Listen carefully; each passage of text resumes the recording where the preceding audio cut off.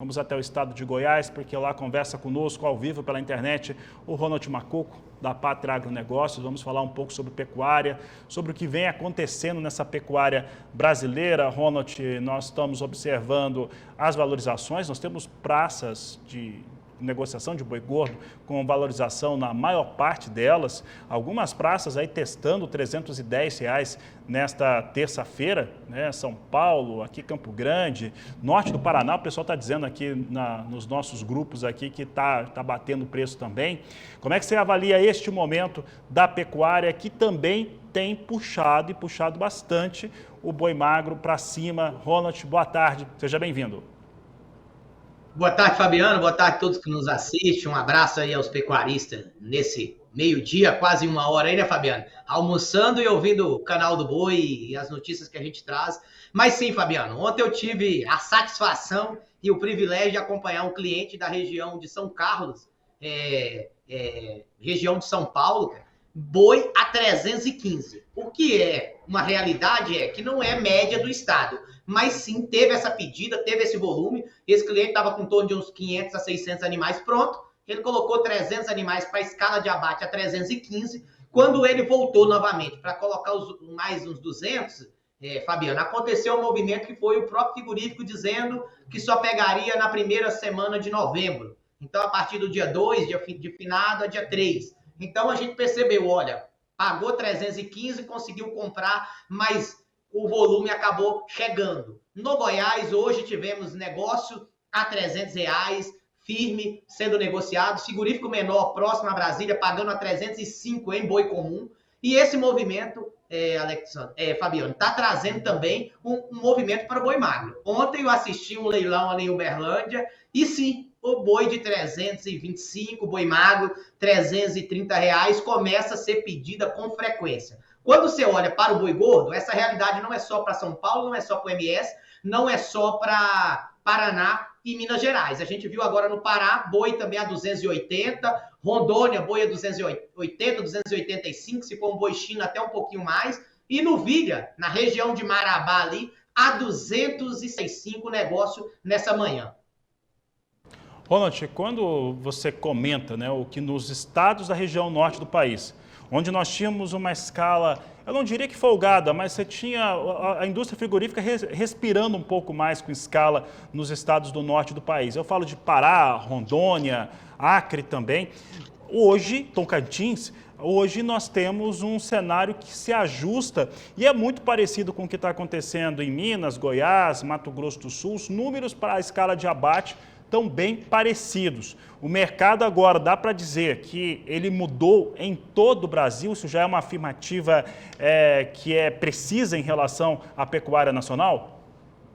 Sim, é uma afirmação que flerta diretamente com o que o mercado físico está vivendo, tá bom, Fabiano? Se a gente olha hoje, Fabiano, o preço do boi gordo, o preço do boi magro, o preço do bezerro, o norte do país ainda está um pouco mais defasado, o caso da Rondônia, do Pará, da região do Maranhão em si, pegando Imperatriz, a Ceilândia, mas teve uma melhora até maior do que foi a região de São Paulo. Eu vou trazer uma realidade, Fabiano, para clientes nossos que estavam na região de Açailândia e a região de Imperatriz. Em julho, ele tinha boi gordo, um cliente nosso, JB, João Mariano, um abraço ali, João Mariano. Ele tinha boi a 195. Hoje ele tem boi a 280. Então, sim, boi subiu R$85 por arroba na região de Imperatriz de julho até agora, dia 22 de outubro. Então, sim, essa melhora hoje a gente pode dizer que ela já é uma realidade para todo o Brasil. Claro que algumas praças ainda estão um pouco defasadas, mas essa defasagem já diminuiu bastante. O norte do país hoje não tem pasto à disposição. E quando você olha o preço do bezerro, por exemplo, na Transamazônica, região de Pacajá, Anapu, Altamira, já está na casa dos R$9, R$8,75, então subiu bem. Era um bezerro no meado de julho, Fabiano, próximo a R$7,50. Então subiu aí em torno de R$2, R$2,20. Quando você pega R$2, vezes um bezerro de 200 quilos, estamos falando de R$400 a mais por bezerro, em torno de 120 dias a 90 dias. Então, essa melhora ela é percebida no interior do dos estados, e aí uma referência, por exemplo, é novilha. Novilha gorda de 13 arroba, 12 arroba, 11 arroba e meia na região de Marabá, a 275, negócio realizado hoje. Você falou das novilhas, né, das fêmeas, e nós temos visto a régua de oferta da indústria frigorífica para fêmeas, ela subir também. Isso dá uma sinalização muito clara que a gente tem pouco boi para abate, a disposição é baixa, e a gente tem visto isso principalmente em São Paulo, aqui no Mato Grosso do Sul, vindo com bastante frequência. No Mato Grosso também a oferta por fêmeas tem melhorado. Como é que isso, essa situação, ela impacta na pecuária, pensando também numa pecuária em 2025, Ronald? Ela acelera muito, né, Fabiano? Olhando até para preço dessa fêmea lá em 25. Se eu estou procurando cada vez mais fêmea, num momento que você não busca muita fêmea, que é mês de outubro, setembro, novembro, aparece um boi mais de confinamento, e não apareceu esse ano esse boi foi bem restrito, e ele deve ser ainda restrito dentro do novembro, porque em meados de setembro, meados de final de agosto, a gente tinha aí muita exportação de boi vivo, boi magro sendo exportado tanto para o Egito como para a Turquia.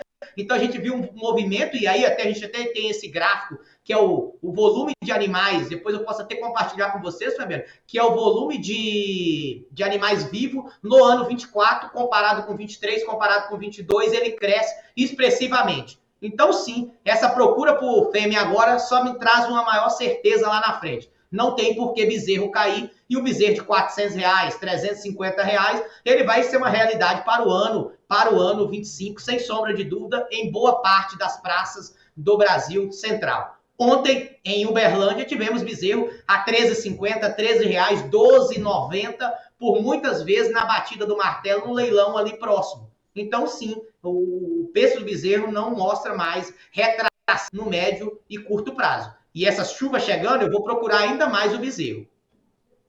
Ronald, eu vou te fazer um questionamento, até porque a gente vai conversando aqui no canal do Boi com muita gente a respeito do mercado do boi gordo, a respeito do gado magro, principalmente. Né? A gente faz eventos aqui diariamente, leilões são transmitidos no país inteiro. Mas falando a respeito do boi gordo, exatamente, nós temos visto alguns alertas que vão sendo feitos e que particularmente aqui a gente não acredita, quer saber o seu entendimento a respeito do momento. Que esse momento que nós temos para a arroba do gado pronto, novilha, vaca, boi gordo, ele é positivo e ele mostra uma inclinação de alta, a tendência é de alta. Gado de confinamento apareceu, como você disse, e o máximo que ele faz é ajudar a cumprir contrato de indústria frigorífica. Ele não tem força, o volume para mudar a tendência de mercado. Isso tem feito alguns cenários acontecerem. Alguns pecuaristas têm tentado segurar os animais, esperar uma valorização ainda maior para a venda. Há também uma valorização já, o mercado atacadista já está pagando mais pela carne, um fator também, ainda que no varejo não tenha refletido, esse cenário ocorre. E muita gente acredita, né, já se posicionaram aqui no canal do Boi, que isso pode ser um fator para estancar essa alta do boi. E aí, quando a gente vê o que está acontecendo, a tendência é a oferta disponível no Brasil e a expectativa de exportação que existe, por exemplo, e também o consumo interno, a gente percebe o seguinte: do ponto de vista econômico, se fosse só um fator econômico, não dá para falar que tem força para segurar. Qual que é o seu entendimento a respeito dessas variáveis atuando hoje no mercado do gado pronto? Bastantes números que a gente vai trazer agora aqui para contextualizar essa resposta, tá bom, Fabiano? Ontem eu fiz uma conta para um cliente da região de Catalão, Marcos Aurélio Garcia, um cliente nosso ali, que é confinador, um cara que tem uma eficiência enorme na produção. Ele tem uma boiada magra ali de 12 arrobas no pasto hoje, está pensando ali colocar aquelas caixas para engordar esses animais, Fabiano, até meado de final de janeiro para fevereiro. Então, a conta que eu fiz com ele é o quê? Ele tem um boi de 12 arrobas, 360 quilos, e um animal custando em média R$ 3.360. Porém, quando ele ligou na Minerva, JBS e outros frigoríficos regional que atende ele, ninguém está fazendo contrato para janeiro, fevereiro, com o preço atual. Então, a conta já começa a mudar. Eu tenho um boi hoje no mercado físico goiano a R$305, R$300. Quando eu projeto a venda de um boi lá em janeiro, fevereiro, a conta é diferente. É uma conta próximo aí a R$200 ele estava pagando 276, 280 reais. Então, a rentabilidade para o confinamento dos próximos 120 dias, 90 dias, está dando em torno de 9 a 10%. É uma conta apertada pensando nesse giro que foi muito positivo. Os animais que estão saindo no outubro, que vai sair no novembro, está deixando uma rentabilidade líquida para quem não fez trava ou para quem fez só o seguro de baixa, que a PUT pagou o prêmio de baixa e o mercado não caiu, em torno de 6%. O confinamento desse momento, ou o boi que está saindo do pasto nesse momento, Fabiano, está deixando rentabilidade muito interessante. Pensando nos animais, a gente fala que em torno desse ano a gente abateu aí uma projeção de 34 milhões de animais, foi o que foi para o abate no ano todo. 6 a 7 milhões são provenientes de confinamento. Então, sim, me traz também um alerta. Eu preciso fazer uma gestão, porque esse animal de pasto, ele chega dentro do janeiro, do fevereiro e do março, do abril, do maio. Então, para o começo do primeiro semestre, preciso fazer uma gestão muito bem feita.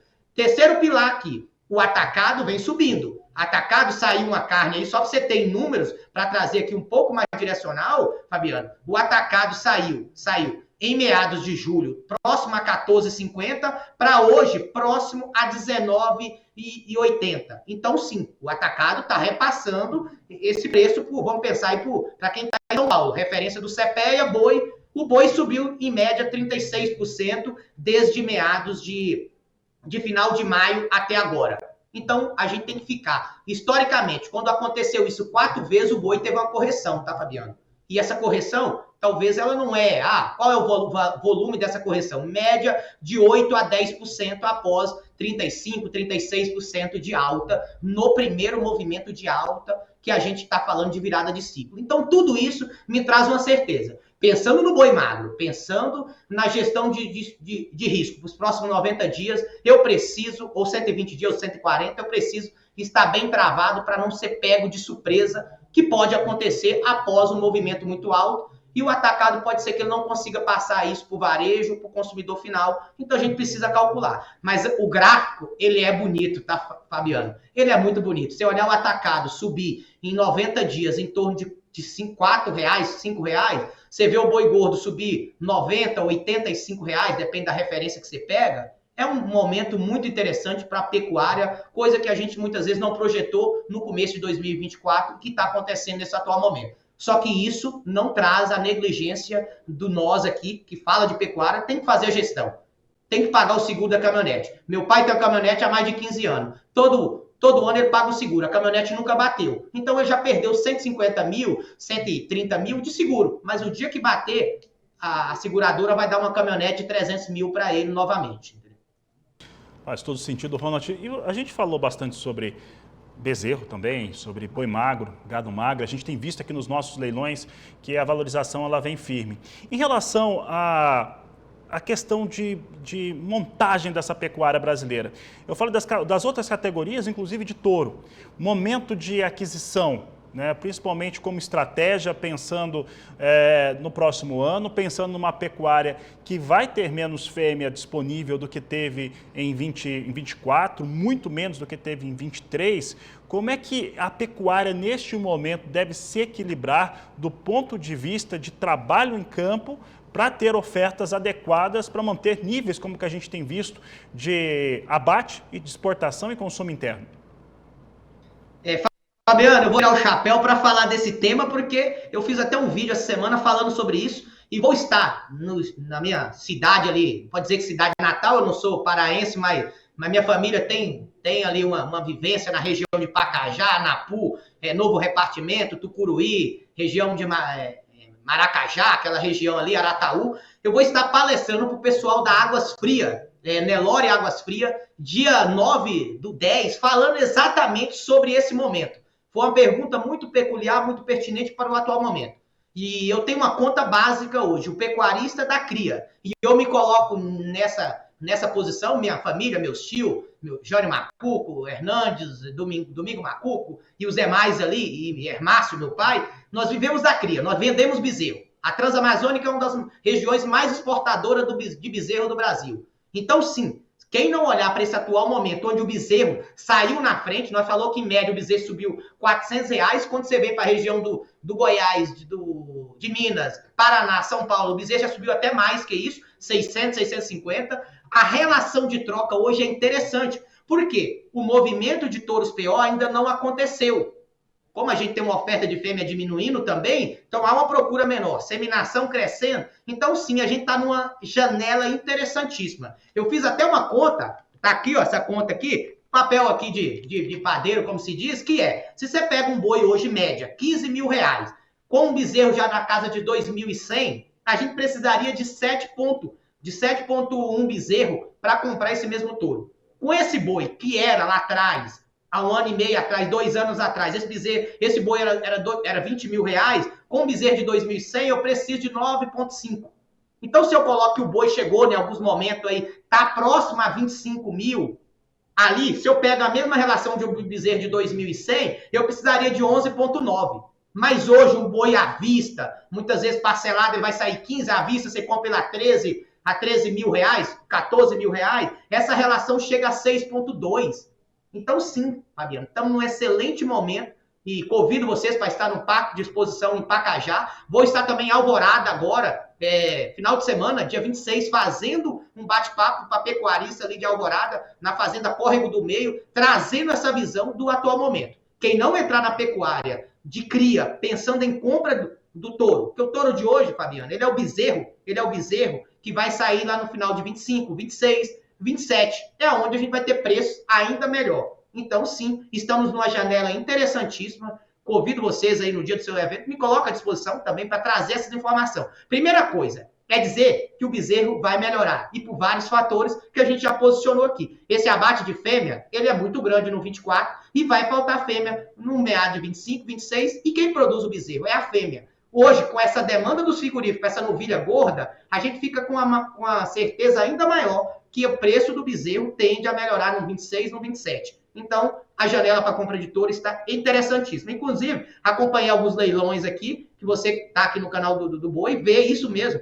Os bois, os touros, estão num preço interessante para o atual momento.